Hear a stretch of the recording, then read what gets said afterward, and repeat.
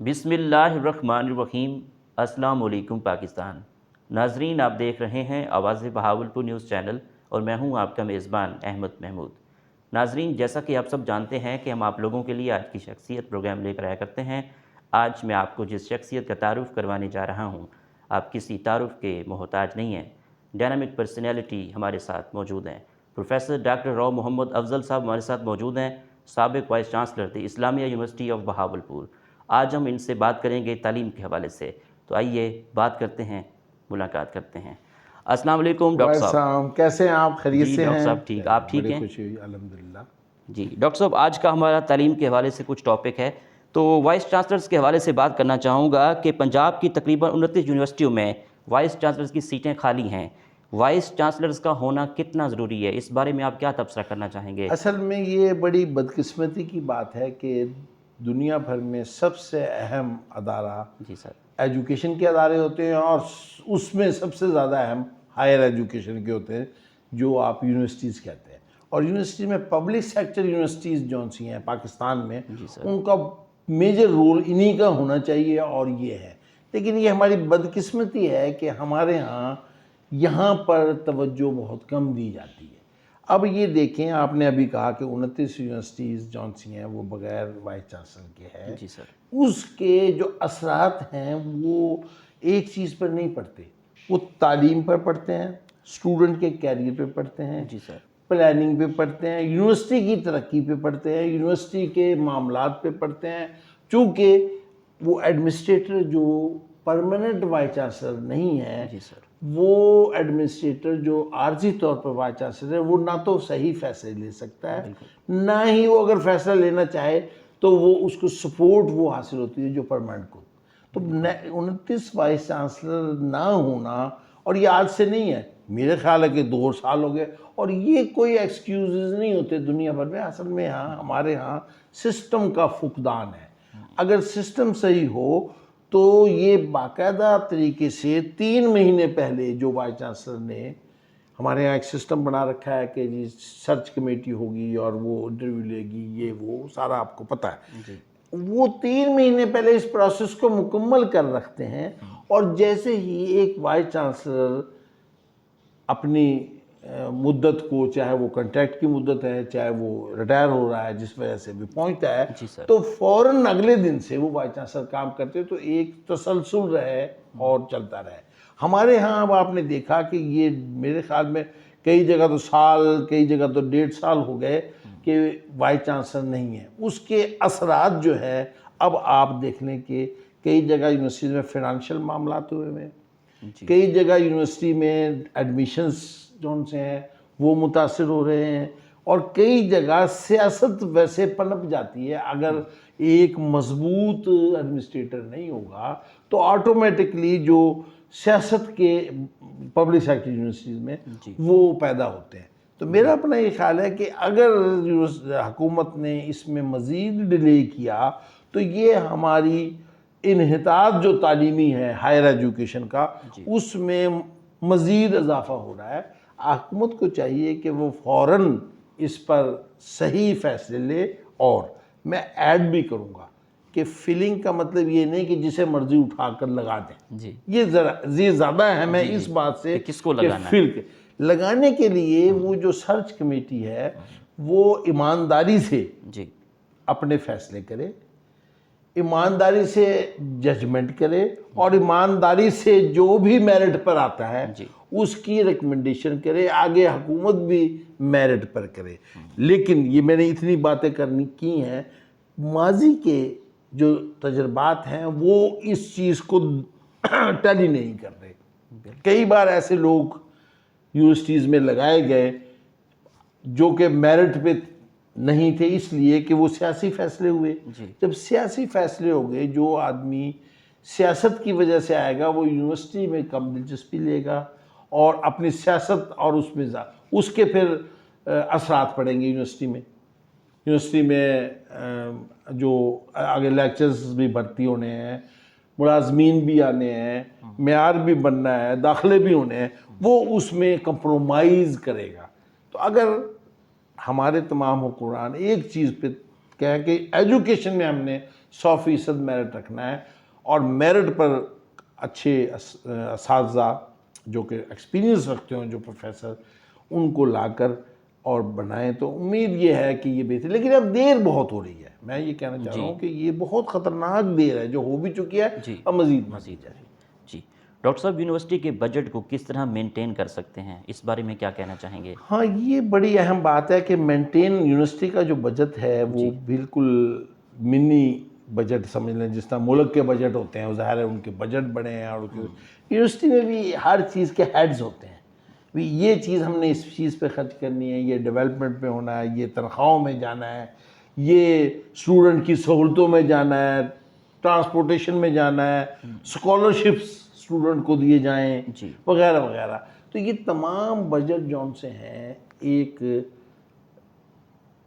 Finance committee ہوتی ہے، پہلے اس میں آتے ہیں، اس میں حکومت کے بھی نمائندے ہوتے ہیں، یونیورسٹی کے بھی باقاعدہ الیکٹڈ ممبر بھی ہوتے ہیں، فائنانس سے ریلیٹڈ ہی یہ سب ہوتے ہیں، یہ ایک پلان کرتے ہیں. اب مسئلہ یہ ہے کہ اس میں سب سے اہم جو چیز ہے وہ یہ رکھنی چاہیے کہ کبھی بھی کسی صورت میں بھی اس سے نہ ہٹا جائے، اس سے ڈیویٹ نہ کیا جائے. تو بجٹ کو مینٹین رکھنے کے لیے سب سے پہلے تو بجٹ ہونا ضروری ہے.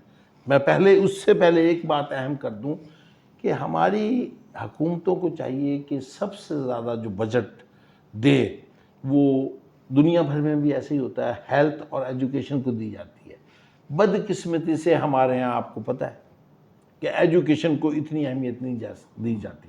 لیکن اگر حکومت اچھا بجٹ دے تو اس کو ہر صورت میں معیار، کوالٹی آف دی ایجوکیشن اور کوانٹٹی آف دی اسٹوڈنٹ، اور پور اسٹوڈنٹ یا جو میرٹ پر آ سکتے ہیں، پڑھنا چاہتے ہیں، ان کی پوری سہولتوں کے لیے اگر یونیورسٹی بجٹ کو مینٹین رکھے تو یونیورسٹی بہت ترقی کر سکتی ہے. لیکن اس میں سب سے امپورٹنٹ بات یہ ذہن میں رکھیں کہ ہر ایڈمنسٹریٹر ہو یا بجٹ والا جو بھی ہو، وہ سب سے بڑا سٹیک ہولڈر جس کی وجہ سے یونیورسٹی، ذرا میری بات کو ذرا سمجھ لیں، یونیورسٹی دو چیزوں کا نام ہے، صرف دو، باقی سب سہولت کار ہیں. چاہے وہ ٹیلر ہو، چاہے وہ رجسٹرار ہو، چاہے وہ وائس چانسلر ہو، سہولت کار ہیں وہ سارے سسٹم کو چلانے کے لیے. دو چیزوں کا نام ہے یونیورسٹی، ایک استاد اور ایک شاگرد. اسی کا نام ہے اصل ایجوکیشن. یعنی ایک پڑھانے والا اور ایک پڑھنے والا، باقی سب اس کے ضمنی باتیں ہیں. بالکل. اگر سب سے زیادہ توجہ آپ اچھے استاد پر نہ دیں گے تو اچھے اسٹوڈنٹ پیدا نہیں ہوں گے. اچھے اسٹوڈنٹ پیدا نہیں ہوں گے تو ملک ترقی نہیں کرے گا.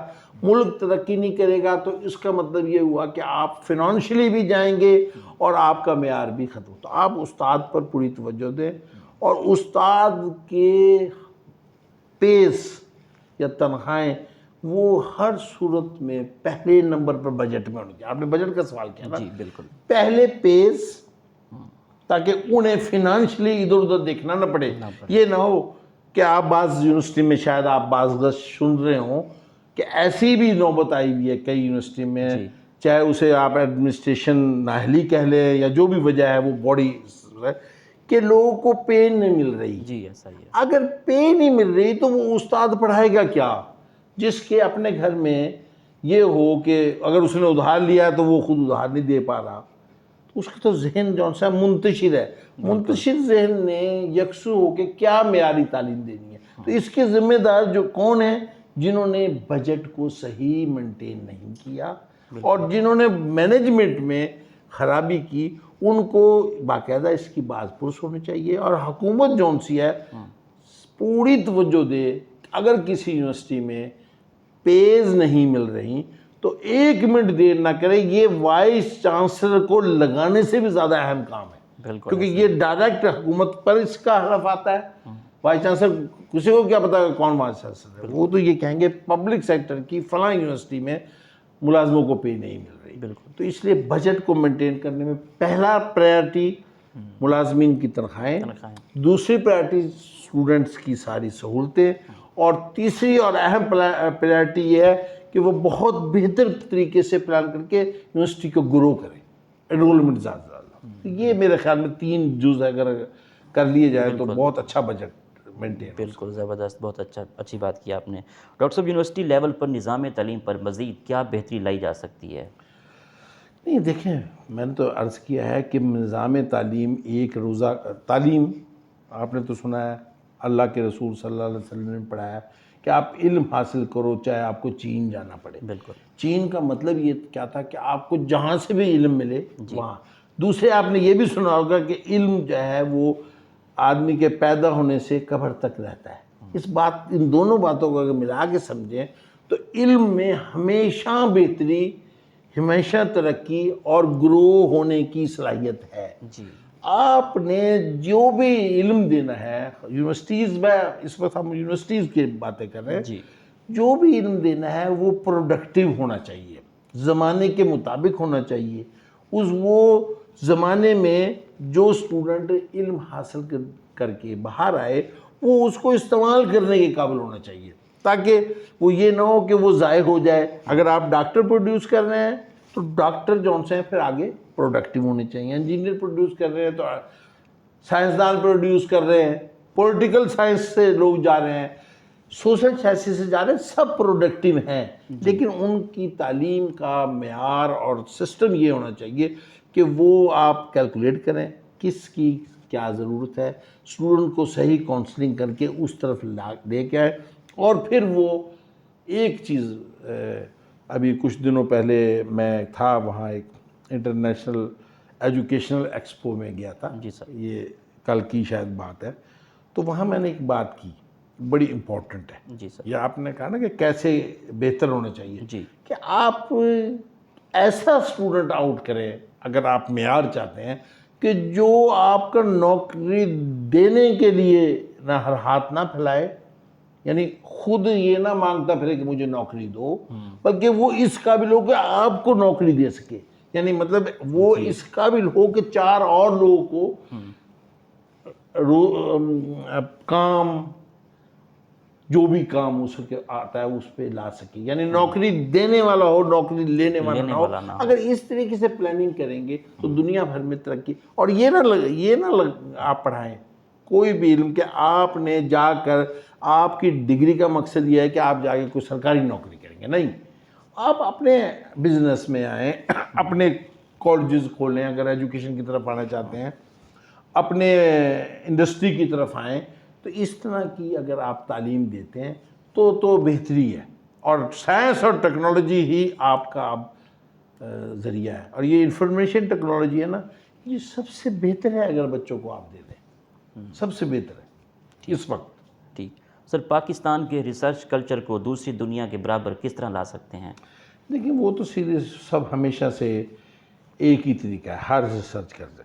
2 طرح کے آپ نے سنا ہوگا پائے جاتے ہیں. ایک ہے کہ پبلیکیشنز آپ ہو رہی ہیں نان پروڈکٹیو ہو رہی ہیں، ان میں کوئی نہیں، ذرا سی چیز چینج کی، اب میرا پیپر آ گیا، میرا وہ ہو گیا، یہ روٹین ہے. ایک وہ ہے کہ آپ کوئی ایسی چیز، ایسا ریسرچ لے کے آئیں دنیا کے برابر اگر لانا ہے کہ آپ کا حوالہ، آپ کی سائٹیشن دنیا بھر میں پھر ہو کہ فلاں نے یہ جو بات کی ہے یہ اہم ہے، اسے آگے لے کے جائے. تو اس کے لیے سیدھی سی بات ہے کہ معیار جو ہے ریسرچ کا وہ ذہنی معیار کو بڑھانے کی طرف آئے، بجائے اس کے کہ محض پیپر برائے پیپر. ہمارے ہاں اصل میں کچھ شرائط رکھی ہوئی ہیں کہ اتنے پیپر اگر ہو جائیں گے تو آپ کو فلاں پروموشن مل جائے گی.